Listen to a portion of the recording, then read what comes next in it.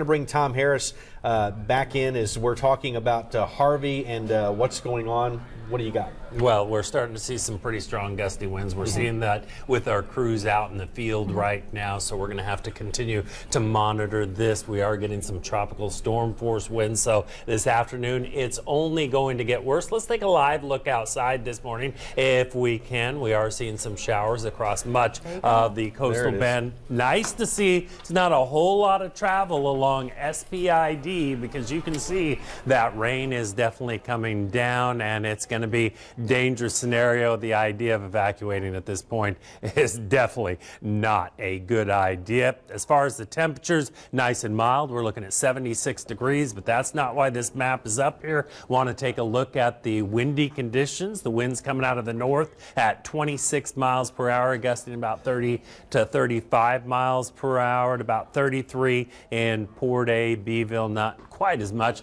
at 17 miles per hour. But here it is, the showers and thunderstorms widespread across all of our county areas. A few embedded thunderstorms, especially right up near Rockport, San Patricio County, also down to our south. But we saw those rain bands earlier that were pretty sporadic. Well, now it's basically under the gun. You can see the eye of that storm right there, and those thunderstorms all the way around that eye continuing to intensify. So this is a Category 2 storm. It's definitely likely to develop into a Category 3 storm. This is a major weather maker across parts of our area, something that we haven't seen in close to about 50 years. So that's why definitely everybody's hopefully made the necessary precautions. It is a Category 2 with winds of about 110 miles per hour, some gusts right around 130 miles per hour.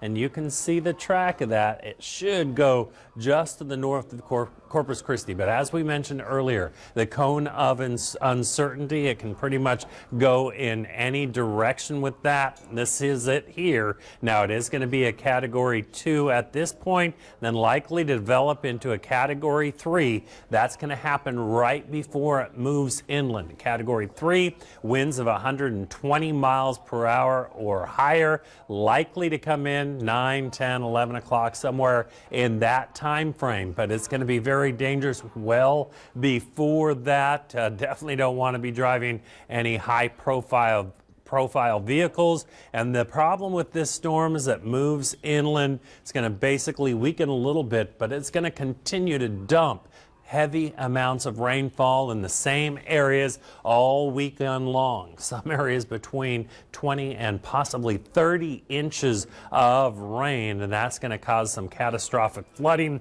You can see the wind profile right here. We're already getting those tropical storm force winds. As far as the major hurricane force winds, that's right here in the center. The hurricane force winds in the orange. So we are definitely going to get the hurricane force winds. Hopefully we won't get the major hurricane force winds, but it is more than likely that much of our area is going to be impacted with that. For that reason, we've got this hurricane warning until further notice. Pretty much all of the coastal bend, especially right along the coast, Live Oak, Jim Wells, B County. It's a tropical storm warning for our inland county areas. That's why we told you to go west. You really don't want to be going south or northeast. You really don't want to be going anywhere at this point. Now, this storm has 3 components. It's going to be very difficult. We got the storm surge warning, and that means we could see a rise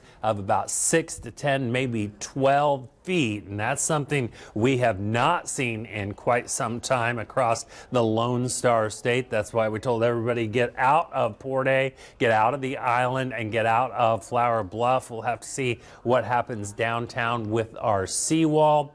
Here is a look at the evacuation map. They did encourage you, obviously, to leave the island, and hopefully nobody's out there, as well as Flower Bluff. Here's some of the low-lying area, and then we've got winds of up to 115 to 125 miles per hour. On top of that, torrential rains that could cause catastrophic flooding. So it's going to be a very, very difficult weekend here in the coastal bend. Of course, we're going to continue to monitor it and give you updates right here on Channel 6. Mike, Jen? All right.